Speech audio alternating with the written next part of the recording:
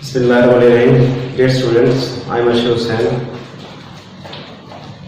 Today our topic of discussion is punctuation marks. आज हमारा जो मौजू है हम गुज़श्ता से वाबस्ता होंगे.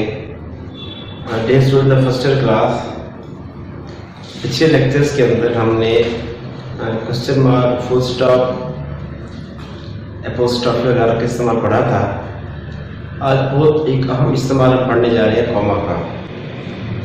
Basically dear students, you should keep in your mind the basic purpose of comma is to indicate pauses. Pauses को इंडिकेट करना, ताक़ुफ़ को इंडिकेट करना है between parts of sentences, sentences के पार्ट्स के दरमियान, एंड सेपरेटिंग आइटम्स, और अलग अलग एंटिटीज या सेपरेटिंग आइटम को डिस्क्राइब करने के लिए हम जो है ना कॉमा का इस्तेमाल करते हैं. स्टूडेंट याद रखें, when in a sentence various or many phrase are given. अगर बहुत सारे फ्रेज जाती हैं, फ्रेजेस को अलग करने के लिए बहुत सारे नाउन दिए जाते हैं, नाउन को सेपरेट करने के लिए बहुत सारे प्रोनाउन दिए जाते हैं, प्रोनाउन को सेपरेट करने के लिए एडजेक्टिव दिए जाते हैं, वर्ब दिए जाते हैं. In order to discriminate all these things we use comma. इन सब को हम अलग अलग करने के लिए कॉमा का इस्तेमाल करते हैं. सबसे पहले कॉमा का जो इस्तेमाल है वो फ्रेजेस हम पढ़ने जा रहे हैं, वो फ्रेजेस की जो है ना फ्रेज को अलग अलग करने के लिए, फ्रेजेस को डिस्क्रिमिनेट करने के लिए जो है ना हम कॉमा का इस्तेमाल करते हैं. मैं आपको एक मिसाल देना चाहूँगा इस हवाले से.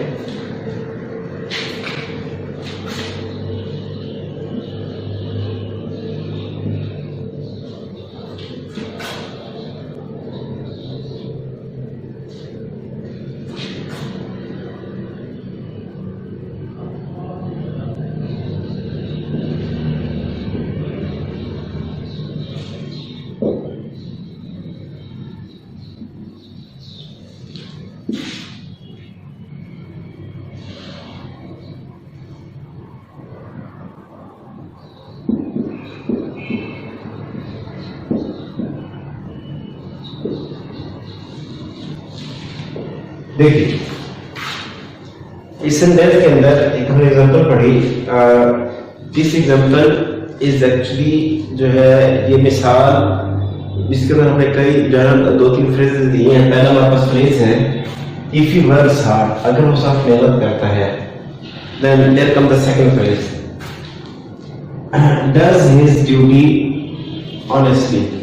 अपनी जिम्मेदारी को ईमानदारी से अदा करता है. He is bound to succeed. उस पर लाजिम है कि वो कामयाब हो. अब यहाँ पर इस फ्रेज को इस फ्रेज से सेपरेट करने के लिए, इस एंटिटी को इस एंटिटी से अलग करने के लिए, और सेकंड एंटिटी को थर्ड एंटिटी से अलग करने के लिए हम कॉमा का इस्तेमाल करेंगे. Comma will be used here to separate different kind of entities. Different kind of entities, different kind of classes को हम सेपरेट करने के लिए, फ्रेज को सेपरेट करने के लिए हम हर एक फ्रेज के दरमियान में डियर स्टूडेंट्स कॉमा प्लेस करेंगे. उसके बाद है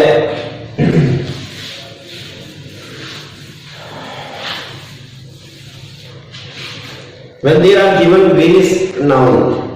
जब बहुत सारे नाउन दिए जाते हैं तो उन नाउन को पर्टिकुलराइज करने के लिए, उन नाउन को जो है ना सेपरेट करने के लिए, अलग अलग एंटिटी के तौर पर पेश करने के लिए we place usually comma after every noun. हम हर नाउन के बाद आखिरी दो नाउन को छोड़कर पहले जितने भी नाउन दिए जाएंगे, हर नाउन को एक नाउन को दूसरे नाउन से अलग करने के लिए हम कॉमा का इस्तेमाल करेंगे. मिसाल के तौर पर एक सेंटेंस है अली अकरम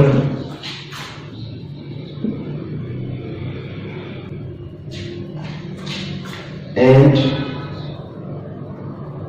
जुहैर आर ब्रदर्स. अब देखिए एक से एग्जांपल देंगे.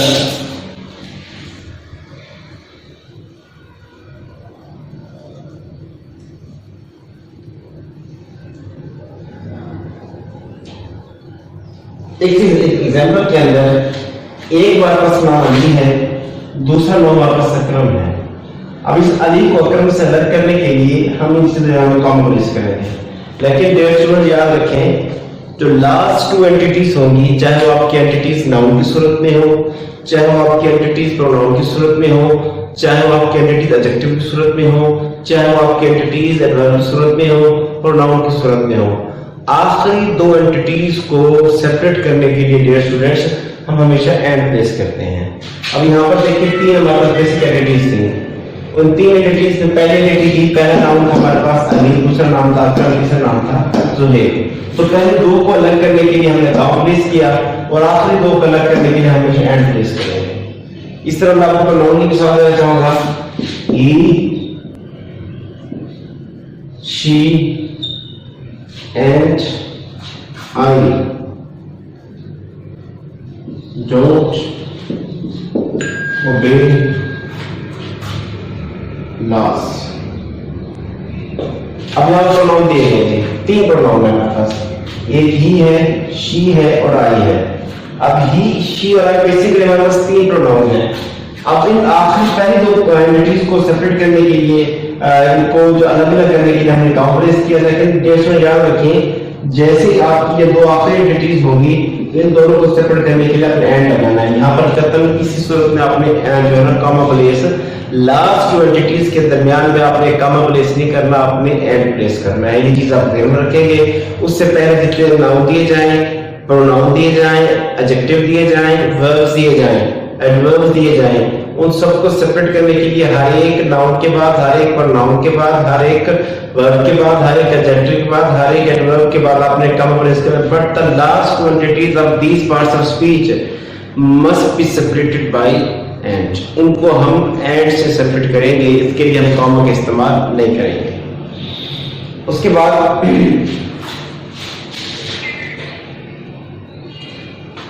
बेसिकली हमारे पास जब हम क्लासेस तरह पढ़ते हैं तो प्रिंसिपल क्लास जिसे हम इंडिपेंडेंट क्लास कहते हैं और सबऑर्डिनेट क्लास के या डिपेंडेंट क्लास को हम जब सेपरेट करना चाहेंगे तो इंडिपेंडेंट क्लास को डिपेंडेंट क्लास से सेपरेट करने के लिए प्रिंसिपल क्लास को सबऑर्डिनेट क्लास से अलग करने के लिए हम काम इस्तेमाल करते हैं। मिसाल के तौर पर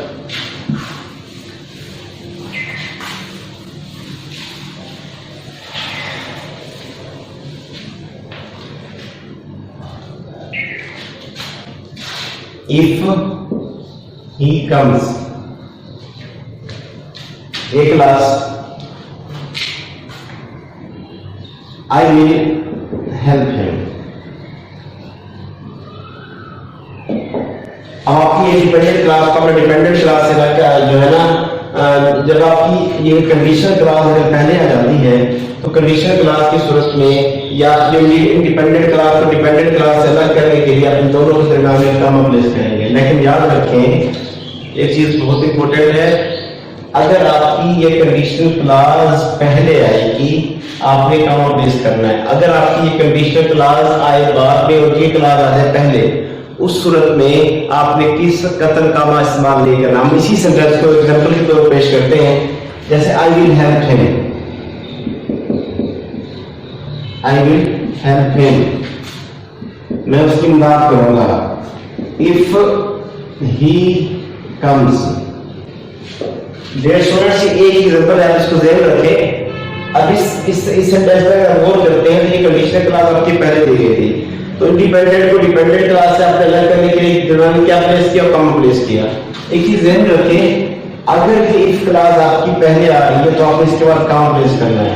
अगर यही आपकी क्लास बाद में आएगी आप हिम और इफ के दरमियान कतन कोई कॉमा प्लेस नहीं करेंगे। मैं फिर रिपीट कर देता हूँ, इस सेंटेंस के अंदर, इस तरह के सेंटेंस के अंदर कंडीशनल क्लास पहले आ जाती है तो जो नेक्स्ट क्लास होगी उनके दरमियान में मैं इन दोनों क्लास को अलग करने के लिए कॉमा प्लेस करेंगे। लेकिन अगर आपकी इस तरह कंडीशनल क्लास बाद में आएगी तो फिर कतन कंडीशनल क्लास को यानी इंडिपेंडेंट क्लास को डिपेंडेंट क्लास से अलग करने के लिए कतन आप दरमियान में कॉमा प्लेस नहीं करेंगे।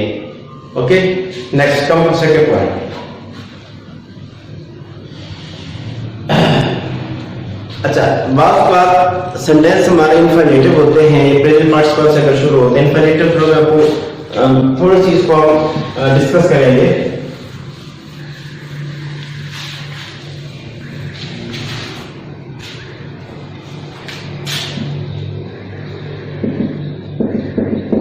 इंफिनिटिव रेस्टोरेंट होता है 2 plus first form verb.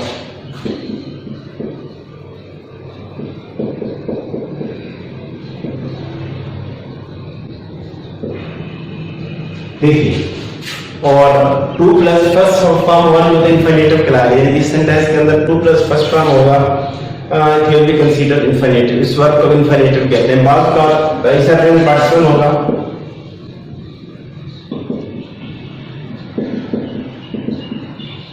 Present participle हो गया आईएनजी फॉर्म वर्ब।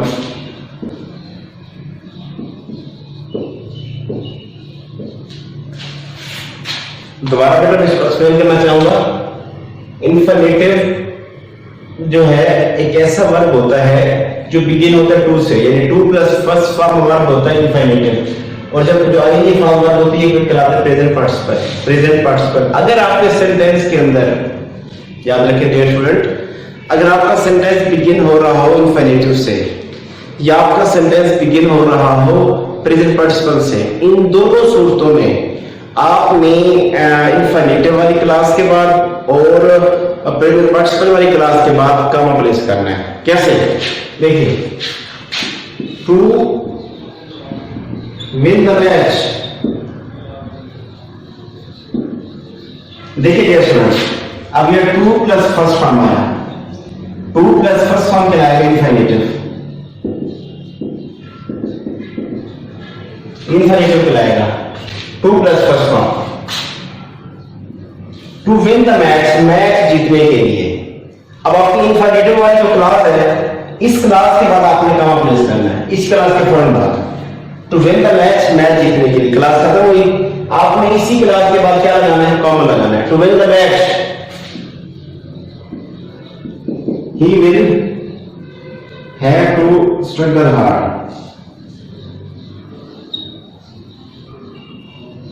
देखिए, तो विन द मैच, मैच अब आपका 2 प्लस फर्स्ट फॉर्म इंफिनिटिव हुआ।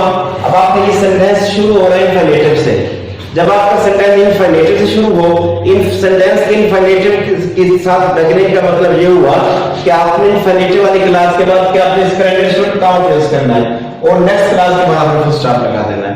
ठीक है जी। इंफिनिटिव वाली जो क्लास पहले होगी उस क्लास के बाद आपने क्या प्लेस करना है? कॉमा प्लेस करना है। इसी तरह प्रेजेंट पार्टिसिपल भी वाली जो क्लास होगी वो अगर सेंटेंस में पहले आ रही है तो उस क्लास के बाद भी जो है ना हमने कॉमा प्लेस करना होता है। मिसाल के तौर पर सिटिंग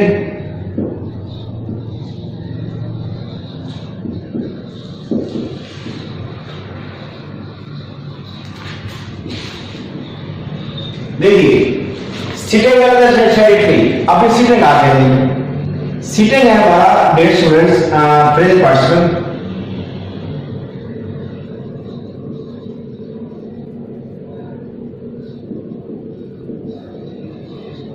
सिटिंग दरख्त के नीचे बैठते हुए ही।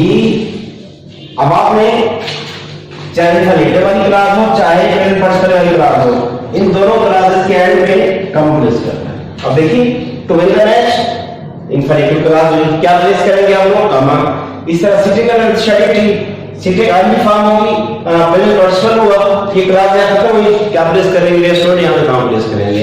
Sitting and tree, he made a plan to beat his opponent।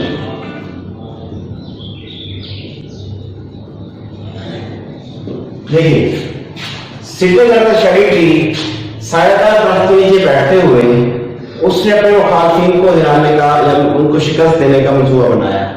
अब आपका बेटा, फिर मैं दोबारा फिर कह देता हूं, अगर आपका सेंटेंस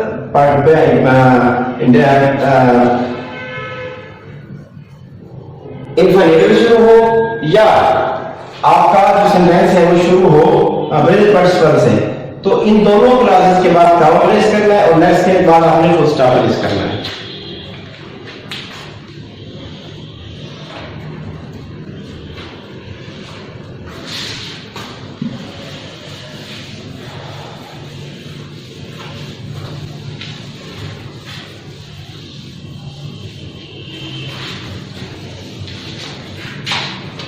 इसके बाद ये कुछ होते हैं introductory words.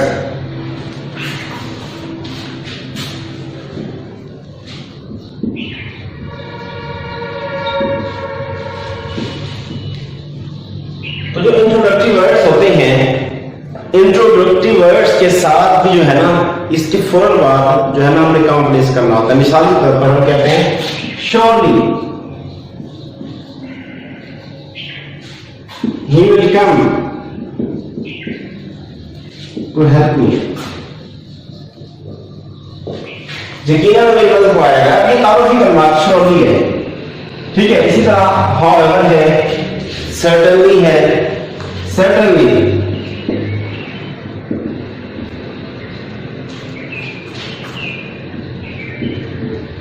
you will be successful,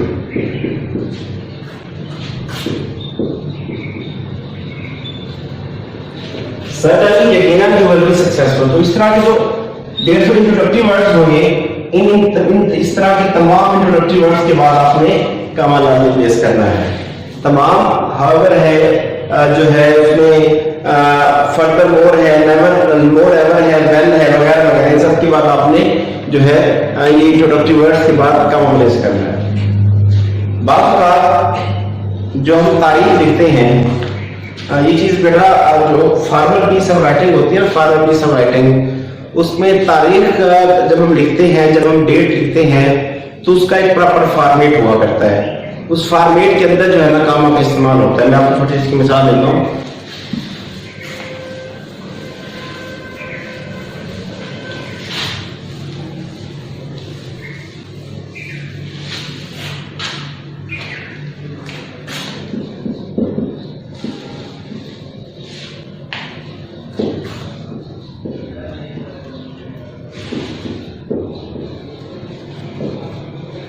देखिए, ये वक्त बाद दिसंबर, सबसे पहले मंथ का नाम, अच्छा, उसके बाद तारीख 12, इसके बाद कॉमा। याद रखिए स्टूडेंट, हमेशा हर तरह किसी भी तरह की जो फॉर्मल पीस ऑफ राइटिंग होगा, जो फॉर्मल तहरीर होगी, फॉर्मल तहरीर में सबसे पहले मंथ का नाम आएगा। आप ये ध्यान रखिए बेटा, मंथ का नाम हमेशा, क्योंकि प्रॉपर नाउन है। अब इस चीज को ख्याल रखेंगे कि दिसंबर जो डी है, इट शुड बी कैपिटल। ये क्या होना चाहिए? Rather it must be capital, इसको लाजमी कैपिटल होना चाहिए। उसके बाद तारीख लिखे, तारीख के बाद आपने लास्ट वन कॉमा प्लेस करना है, और कॉमा प्लेस करने के बाद जो है हम सन लिखेंगे। किस सन में? 1987। अब इसके बाद फुल स्टॉप प्लेस करें।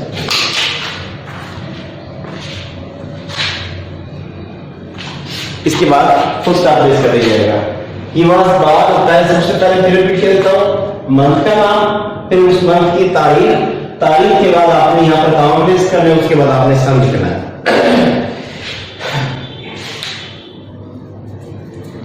लेकिन अगर स्टूडेंट या एक बात ध्यान रखें, बात जो तारीख पैदाइश लिखी जाती है, उस तारीख पैदाइश के अंदर ना मंथ का नाम भी आता है, साल का नाम भी आता है, लेकिन वो जो पर्टिकुलर डे होता है वो तारीख नहीं आती। जैसे आप इसमें आप देखें, नोट कर रहे हैं, he was born on December 12, 1987। अब इस सेंटेंस के अंदर ना आप ये नोट करिए, दिसंबर मंथ का नाम है और 12 का मतलब वो 12 दिसंबर। फर्ज किया यही तारीख अगर यूं हो कि यहां पर 12 ना हो, he was born on December 1987। इस सूरत में याद रखें बेटा, इस सूरत में कतल आपने दिसंबर के बाद कोई अलामत नहीं लगानी। There will be place no punctuation mark, जहां ना यहाँ पे कॉमा आएगा ना यहाँ पे फुल स्टॉप आएगा। दिसंबर के बाद उसको ब्लैंक छोड़ेंगे और ना उसी साथ जो उसमें तारीख अगर आई तो उसके बाद कम आएगा, तारीख नहीं आएगा। महीने का नाम है और सन आया है, तो महीने के नाम और सन के दरमियान कतल आपने कॉमा प्लेस नहीं करना, आपने दोनों के दरमियान कतल कॉमा प्लेस नहीं करना। इन उस सूरत प्लेस करेंगे अगर तारीख आएगी। इसके अलावा जो कम्प्लीमेंट्री क्लोज होता है, कम्प्लीमेंट्री एंडिंग होती है, सैल्यूटेशन के अंदर, लेटर के अंदर, एप्लीकेशन के अंदर जो है ना हम जो सैल्यूटेशन वर्ड एहतराम जो हम वर्ड इस्तेमाल करते हैं, जो फ्रेज इस्तेमाल करते हैं, उसके बाद भी कामा का इस्तेमाल। जैसे आप अगर एप्लीकेशन लिखते हैं तो आप सबसे पहले जनाब उसके इनसाइड एड्रेस देते हैं। इनसाइड एड्रेस देने के बाद आप यहाँ लिखते हैं डियर सर, ठीक है जी। अब ये सैल्यूटेशन का जो फेज है, याद रखें सैल्यूटेशन के इस फेज के अंदर आपने डियर सर का काउंट प्लेस करना होता है। इसी तरह याद रखें जो कॉम्प्लीमेंट्री क्लोज है किसी भी लेटर का एप्लीकेशन का रिपोर्ट वगैरह का, तो कॉम्प्लीमेंट्री क्लोज के अंदर बाद बिफोर एंड बाद भी हमने काउंट प्लेस करना होता है। जैसे अगर हम एप्लीकेशन लिख रहे हैं, आप लिखते हैं योर ओबिडिएंटली,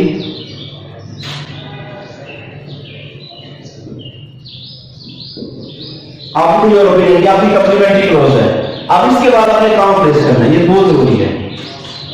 जब आप सैल्यूटेशन लिखेंगे यही एहतराम किसी को रिगार्ड एहतराम देने के लिए जो आप बॉडी ऑफ लेटर एप्लीकेशन से पहले जो कलमात लिखेंगे, सैल्यूटेशन को इसकी फॉर्मूला में क्या प्लेस करना है, कॉमा। इसका जो कॉम्प्लीमेंट्री क्लोज होगा, जब आपका लेटर या एप्लीकेशन या रिपोर्ट जो है ना इख्तिताम पजीर हो रही है, तो कॉम्प्लीमेंट्री क्लोज के लिए जो वर्ड इस्तेमाल करेंगे उनके बाद भी आपने कॉमा प्लेस करना है।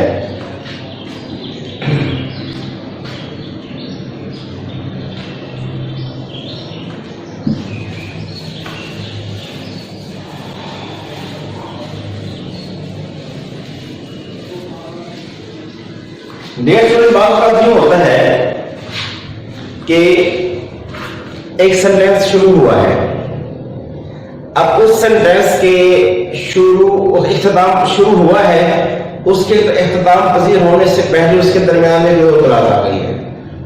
हम कह सकते हैं कि एक क्लास चल रही थी, एक सेंटेंस फ्लो में था, अब उसी सेंटेंस की कंप्लीशन से पहले एक और सेंटेंस, एक और फ्रेज, एक और क्लास उसके दरमियान में आ गई। इसे हम कहते हैं क्लासेस के दरमियान में कौन क्लास को क्लोज किया गया, एक क्लासेस के दरमियान में क्लासेस के दरमियान में कौन क्लास को जो है दाखिल कर दिया गया है। उस सूरत में जो जिस क्लास को दाखिल किया जाएगा उस क्लास से पहले हमने काउंट प्लेस करना है। कैसे जी शुड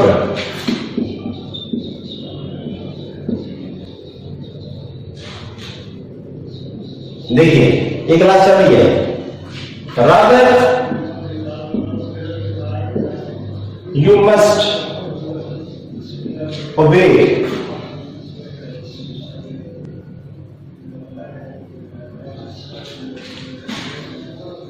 your parents। देखिए आपको चाहिए रादर बल्कि you must आपको लाजमन चाहिए, हर सूरत चाहिए।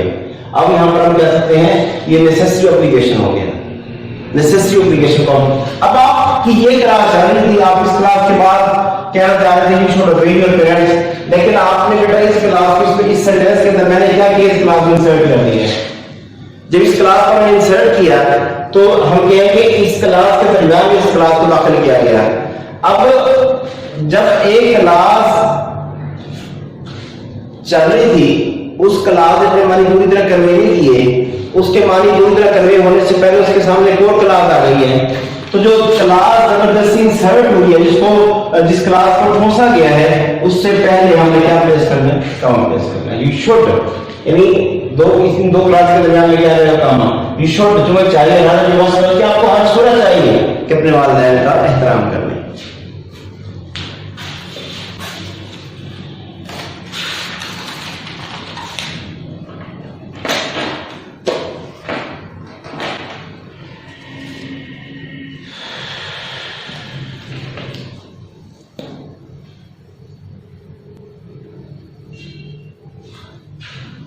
Tag question.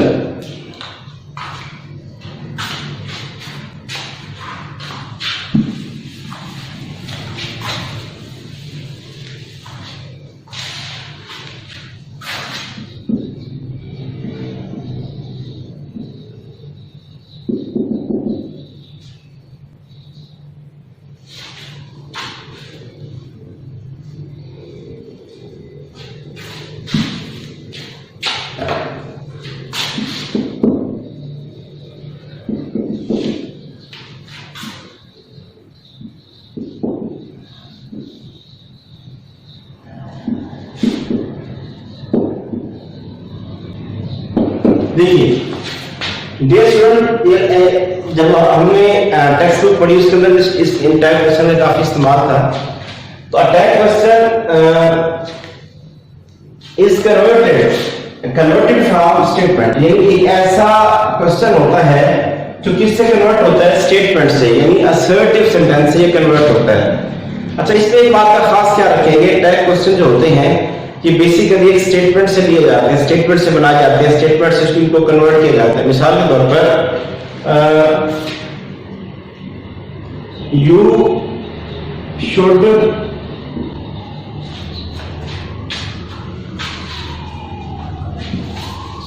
you help the poor।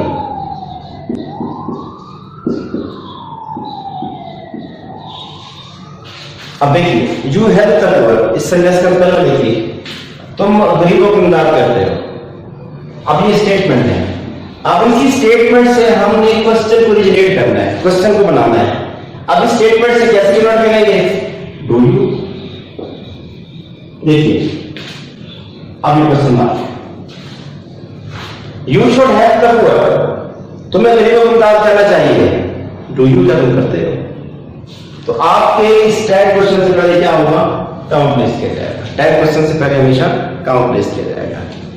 उसके बाद है डियर स्टूडेंट्स, डायरेक्ट नरेशन के अंदर ना, डायरेक्ट इनडायरेक्ट नरेशन के अंदर जो आपकी डायरेक्ट स्पीच है उसकी बेसिकली दो पार्ट्स हुआ करते हैं।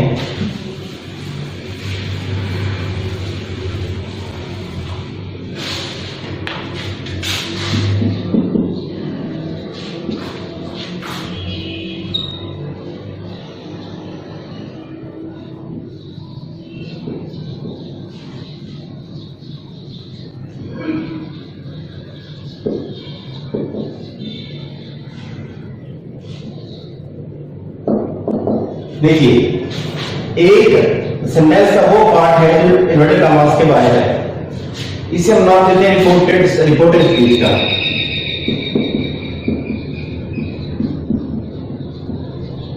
और एक वो हिस्सा इन्वर्टेड कॉमास अंदर, इसे हम नाम देते हैं रिपोर्टेड स्पीच का।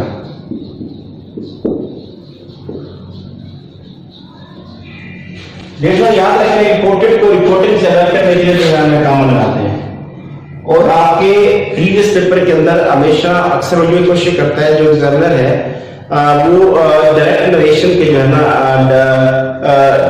डायरेक्ट नरेशन के जो है आपको सेंटेंस देता है। उसपे एक चीज का आप ख्याल रखेंगे कि चाहे आपकी बेटा रिपोर्टिंग स्पीच पहले हो चाहे रिपोर्टिंग स्पीच बाद में हो, डजंट मैटर। रिपोर्टिंग को रिपोर्टेड से सेपरेट करने के लिए हम हमेशा काउंट प्लेस करेंगे। इसमें एक बात का और भी खास ख्याल रखें, चाहे आपकी ये रिपोर्टेड स्पीच पहले आ जाए, रिपोर्टिंग स्पीच बाद में आ जाए, डजंट मैटर, आपको कामा हर सूरत प्लेस करना होगा। इन्हें का सेंटेंस ट्रू हो, the earth revolves around the sun he says, तब भी आपने जैसे सन के बाद इन्वर्टेड कॉमा जहां तक हो रहा है उसके बाद काउंट प्लेस करें, उसके बाद ही सेज लिखेंगे। तो चाहे रिपोर्टेड स्पीच पहले आए चाहे रिपोर्टेड स्पीच बाद में आए, या रिपोर्टेड स्पीच पहले आए रिपोर्टिंग बाद में आए, डजंट मैटर। रिपोर्टेड स्पीच को रिपोर्टिंग से अलग करने के लिए हम जो है ना कामा इसमें प्लेस करेंगे। किसी को खिताब करना हो, किसी को बुलाना हो, उसके लिए बेटा हम कामा का इस्तेमाल करते हैं। मिसाल मतलब हम कहते हैं ओ मिस्टर,